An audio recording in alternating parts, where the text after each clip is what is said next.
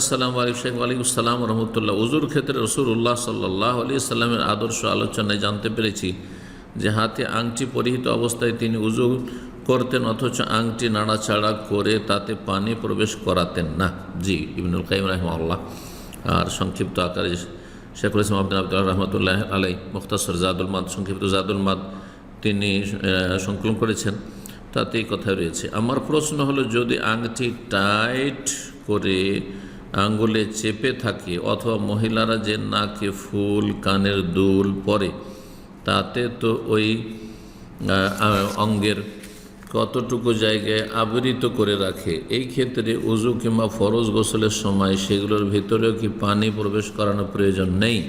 জি, প্রথম কথা আংটি সম্পর্কে, যেহেতু আংটি আঙ্গুলে থাকে আর আঙ্গুল হচ্ছে ধৌত করার অঙ্গ, যে অঙ্গগুলি ধৌত করতে হয় উজুতে বা গোসলে তার অন্তর্ভুক্ত, সুতরাং দেখতে হবে। ওলামারা বলেছেন, যদিও অধিকাংশরা বলছেন যে এই ক্ষেত্রে আংটি নাড়া দেওয়া হচ্ছে সুন্নাত, কিন্তু গবেষক ওলামারা বলছেন যে নাড়া দেওয়া সুন্নত নয় যদি ঢিলা থাকে। ঢিলা এমনিতে পানি ঢুকে যাচ্ছে, যেমন চেন ঘড়ির, ওইরকমই চেন ঘড়ির চেন ঢিলা হয়ে রয়েছে, আর কেউ ঘড়ি পরে হয়তো উজু করে অনেকে, তাহলে এটাতে নাড়াচাড়া করতে হবে এমন প্রয়োজন নেই, কোনো প্রয়োজন নেই। এটিকে সুন্নাত বলা যাবে না, যে আংটি বা ওয়াজিব বলা যাবে না। কিন্তু যদি টাইট হয়, খুব কষা হয়ে লেগে আছে, তাহলে তার ভিতরে শুকনো থেকে যেতে পারে, এই সম্ভাবনা রয়েছে। এই জন্য সেই ক্ষেত্রে আংটিটাকে নাড়া দিয়ে নিতে হবে, ওলামারা বলেছেন। জি, শেখ ইবনে উসাইমিন রাহিমাহুল্লাহ এই ফতোয়া দিয়েছেন।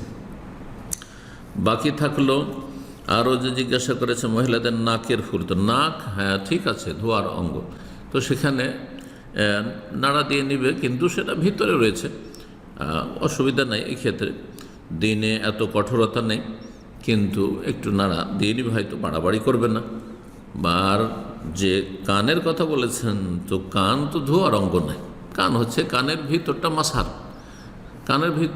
কানের ভিতরে আঙ্গুল রেখে কানের ওপর ভাগ মশা করবেন। সুতরাং এই ক্ষেত্রে কানের দুল নাড়াচাড়া করবে, এমনটা করা বাড়াবাড়ি হবে, এর কোনো প্রয়োজন নেই। আল্লাহ তাআলা আলাম।